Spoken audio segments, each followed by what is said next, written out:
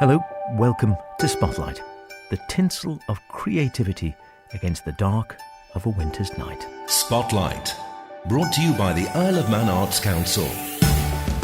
This evening, we hear about a wonderful new book which is the first to provide a highly entertaining history of nursing and midwifery in the Isle of Man. We have a chat with the daughter of Watership Down author Richard Adams, now an island resident herself, about the continuing legacy of his work. And a quick look ahead to Winterfest 2022.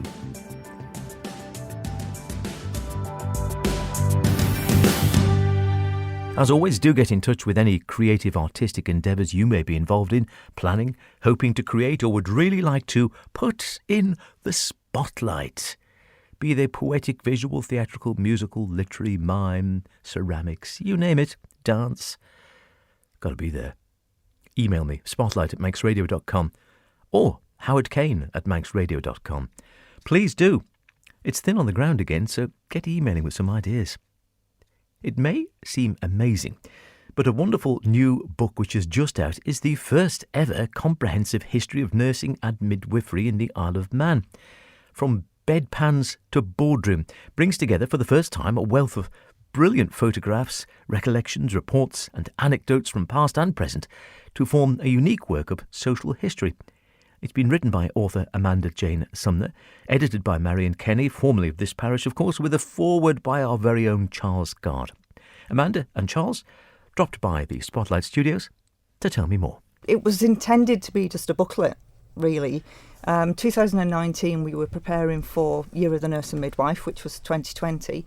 And I was tasked with organising events for the year, and I thought, wouldn't it be nice if I came up with a little booklet? First half of it would be about the history of nursing, second half would be about what we got up to in 2020, and I thought it'd just be a nice keepsake.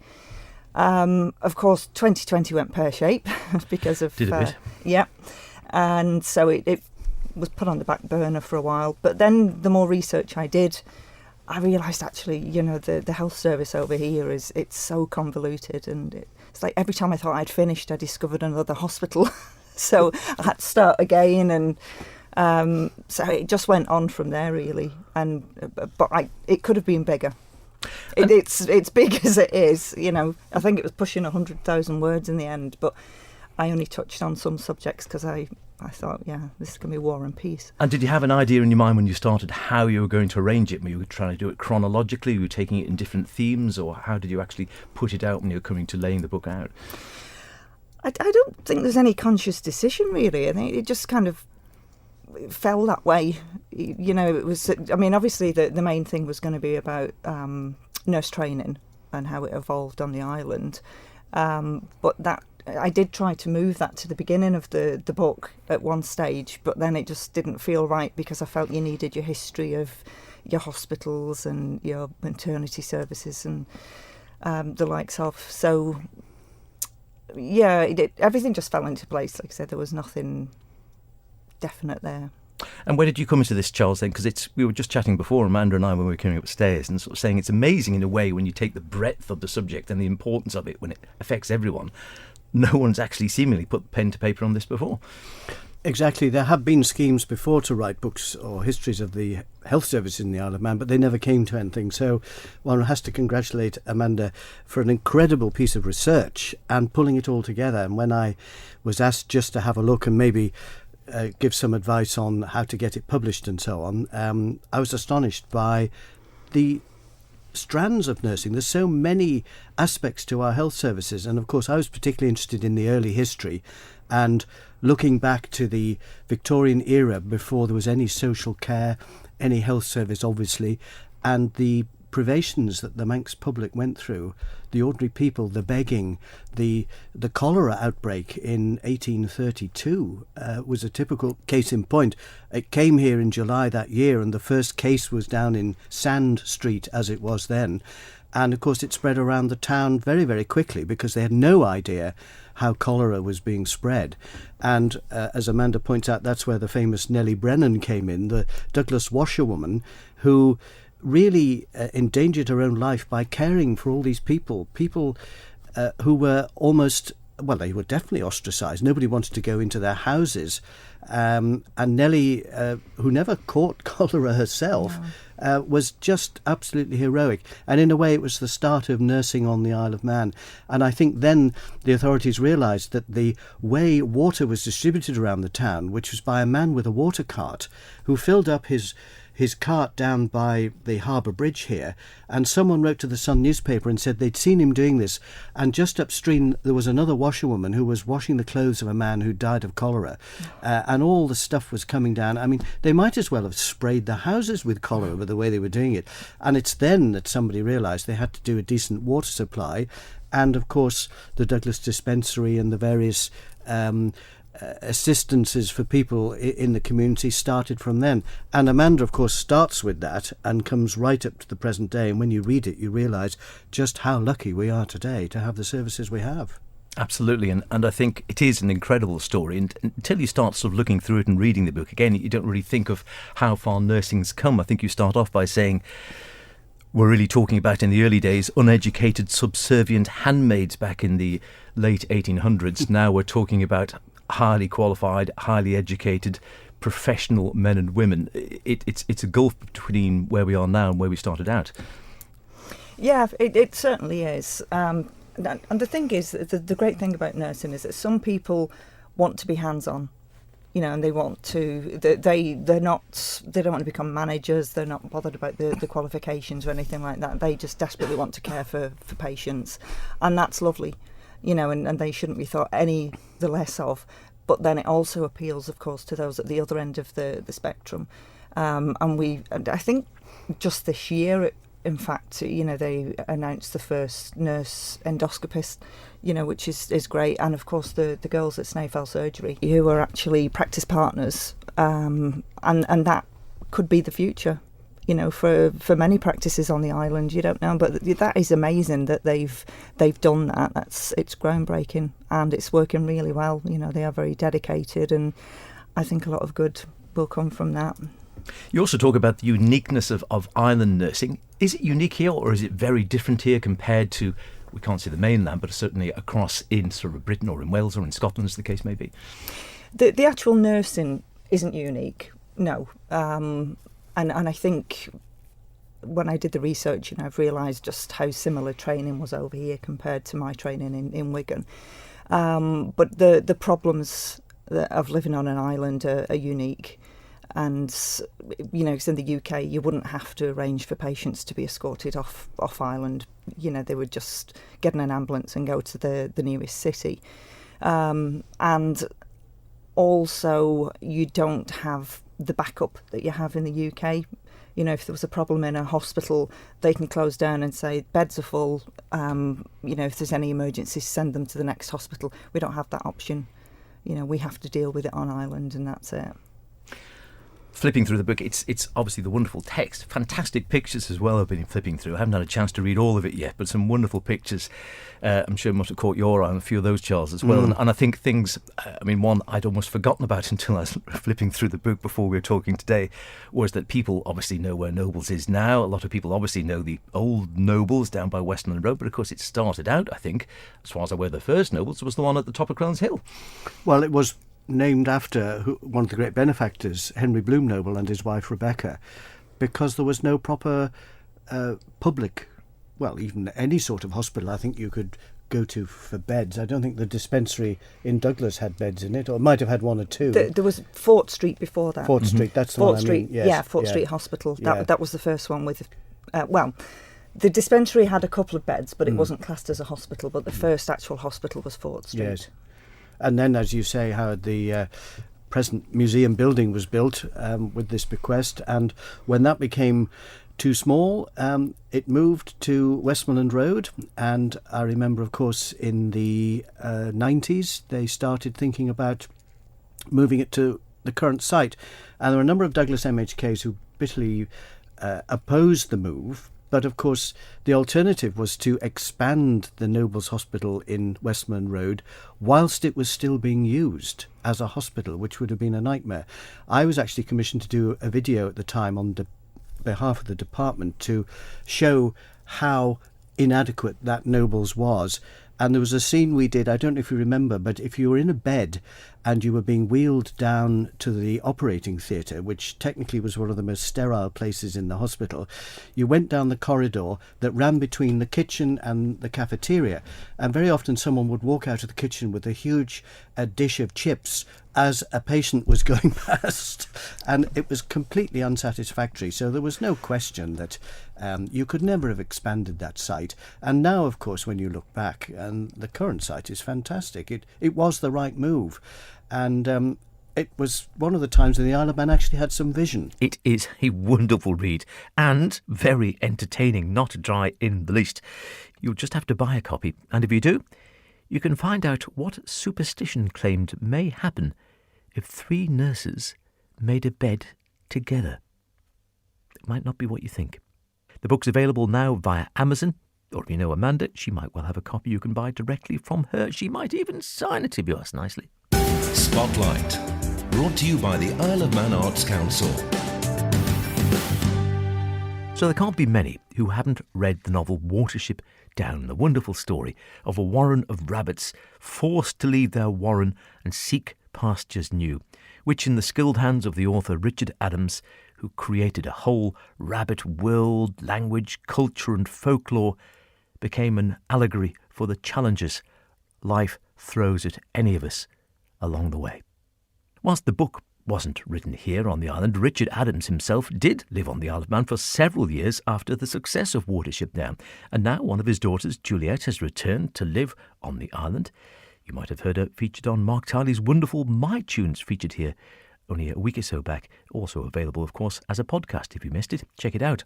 Well, while she was around Manx Radio, I caught up with her to hear about how the book Watership Down came to be, the ongoing legacy of her father's work, although he passed away some time ago.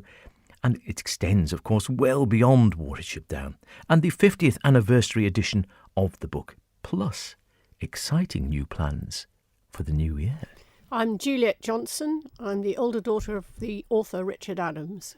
It was my sister and I who bullied and cajoled and threatened Dad to write it down, and he took some persuading. We had to have more than one run at it. In the end, we clubbed our pocket money together in Ulverston, where we were on holiday, and we went and bought a cheap pad of paper, because we didn't get an awful lot of pocket money, in Ulverston Market, and put it under his nose and said, "There, Dad, now we've got you the paper. You've got to write down this story."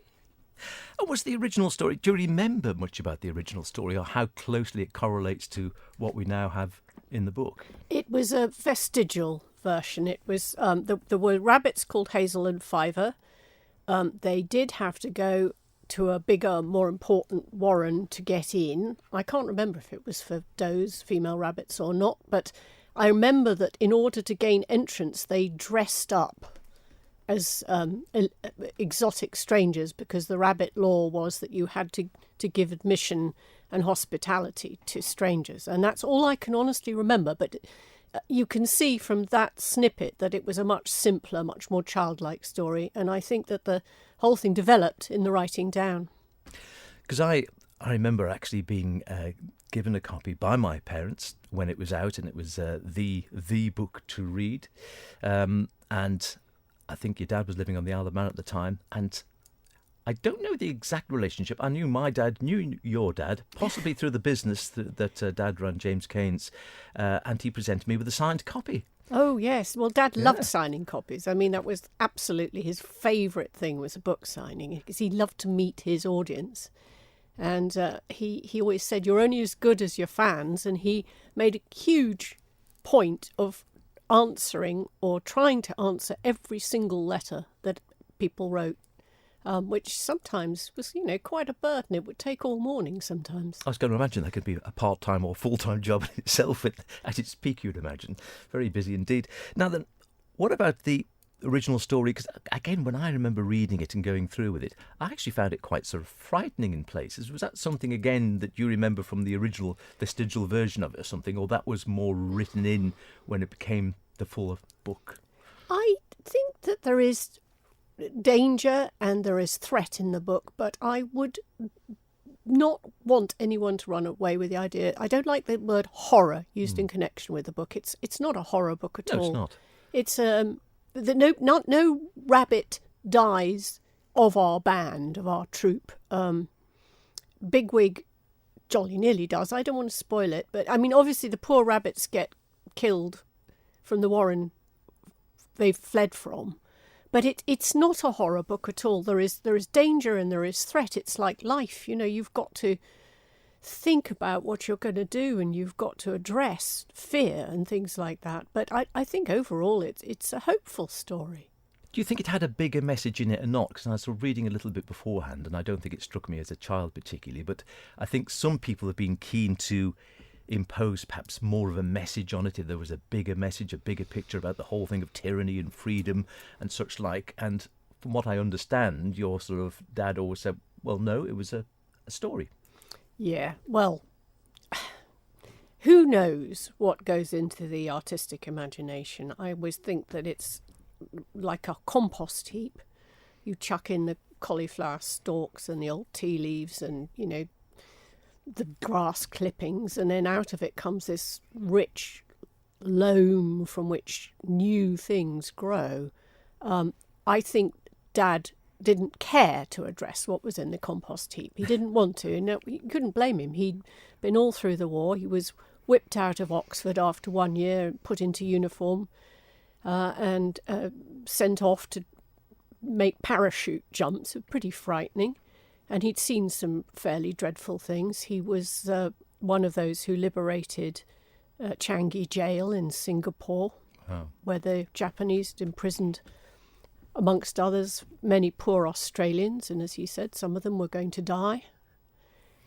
He didn't ever talk about it, and that was part of the compost heap. It's not surprising that there's some dark stuff in there. I think he wanted to explain the world to children whom he loved more than anything else, without actually frightening them, but without lying. He was very keen never to lie to us. And what he was trying to do was to make it help us understand what sort of things we might come up against in life, but not in a preachy way and not in a boring way, and tell us the truth without completely shocking us to the core. And was he a man of faith himself? I think, like many Christians, he wavered. He had intense periods of belief, and when it was a great comfort to him, and times when God seemed dead or non-existent. I think even clergy feel like that sometimes. 50 Years got a splendid new edition book in my hands looking at this now. What's happening? So there has been some special events. We were just talking before we started recording this, a rather nice event down in Islington with a plaque unveiling. Yes, I try and I have to run the books and the copyrights now, and it's not always easy. And sometimes my sister and I try and have a bit of fun and light relief from contract reading and all the rest of it. I had thought before the pandemic hit that it would be very nice to get a plaque up on our old childhood home where the book was actually written, which is a relatively small and in those days quite humble terraced house in Islington. And we started up the process, and then of course along comes COVID and everything just goes dead. We had a very helpful counsellor in the ward, Jenny Kay, who had no idea that the book was written in her ward, and when she found out what we were trying to do, she seized the cudgels on our behalf and managed to get it through. And on Armistice Day, which was a curious choice, but it was the day that the people who lived in the house wanted, we finally unveiled the green plaque, which is nice and simple, very pretty, and it just says, "In this house, Richard Adams wrote Watership Down," or words to that effect. And we had wonderful turnout for it. We had school children from the Newington Green Primary School who did a little play afterwards. We had the local MP, who happens to be Jeremy Corbyn, and we had Emily Thornberry, and we had the mayor unveil the plaque, which was great. And a lot of people turned out, a lot of neighbours came, and people I wasn't expecting at all. And it was just a beautiful day. The weather held up, and we had a marvellous time. And does it speak to the new generation of children the same way that it did when it was written, do you think? Well, I was asked to read them a little bit of the book, so I chose the bit when Bigwig and Hazel come upon Kihar, the injured seagull, which is quite fun to read because you can do Kahar's seagull voice, and he's quite angry and aggressive. And I looked up to see how they were taking it once or twice, and they were all absolutely hooked. And I thought, yep, still got the old magic, you know. Well, I think a true story never dies, doesn't it? I think that's one of the main things. It's an epic story. Because I was pondering again what you think its endearing popularity is. Is it the fact that it's rabbits? And I know, I think when he first came to try and get it published, a few people, it was turned down several times, and then the publishers who did take it on said, "I've just taken on a book about rabbits, and one of them can sort of see into the future. Whatever, do you think I'm a bit bonkers?" And I think the answer was, "Yeah, you probably are." But well, I mean, the poor old publishers. It is a business. It's everyone thinks it's a sort of arty-farty thing, but it's actually a business. And what they all try and do is replicate the last big hit. At the moment, you'll see in all the shops, they're all busy trying to sell Madeline Miller wannabes with, Greek tales, which is great because I love that stuff. But she's done that now. Mary Renault did it before, of course, years ago. Nobody was looking for a weird book about talking rabbits because they'd never... there'd been Beatrix Potter, but it wasn't like that. is there sort of more to come, or is it more a case of curating what's there? Well, watch this space. We've got a graphic novel coming out next year. And it's, in fact, funny enough, I was WhatsApping back and forth with our illustrator this morning because he's come onto the bit where the doctor rescues Hazel and he wants to know what clothes the doctor should wear and things. So I was finding pictures for him of what doctors wore in the 1920s because the doctor is, in fact, my father's own father, my grandfather, who I never met. And I think it's going to be lovely. The illustrator, Joe Sutphin, he's from Ohio, but he flew out and walked the whole of the terrain of Watership Down from beginning to end and took endless photographs. He fell in the river at one point because he was so enthusiastic about getting the exact angle under the bridge where the punt washes up. And I think his pictures are absolutely beautiful. I'd be very interested to see if people agree. That's terrific. And so do we have an ETA for that or not? Or May. The 50th anniversary edition of Watership Down, published by Puffin with a new foreword by author Madeline Miller, is available now at all good bookshops. Look out for that graphic novel in 2023. Now, Christmas is coming up rapidly on the rails, and so is this.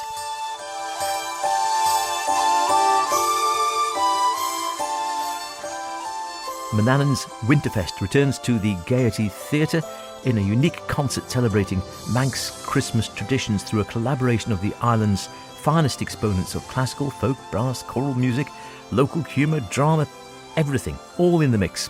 Think of a local performer, chances are they will be there. Gareth Moore, the cast of Once, the Deemsters, or at least their close relatives, Dot Tilbury, Jeff Corkish, Dave Kilgallen, possibly even me, I don't know. Lots of wonderful singing as well, like this.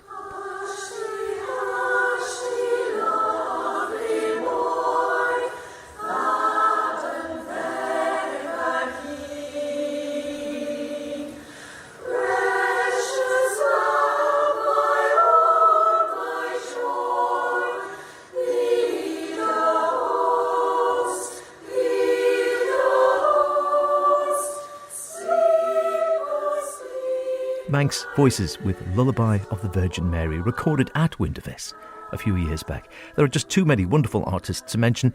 You need to get yourself down there to hear and see them all. It kicks off 7:30, Gaiety Theatre, this Friday the 9th. Something for everyone. Tickets available online at villagaiety.com. Don't miss it. That's about it for this week. Don't forget, if you want to hear anything again, go to manxradio.com, download the Spotlight podcast, listen where you want. Why not try it whilst writing your Christmas cards, or at least while sending your Facebook message to say you're not bothering this year and giving the money to charity instead? It's that time of year. We'll be back next week when we'll be catching up with Manx bard Michael Manning with another poem. Until then, mind how you go, stay creative. Cheerio.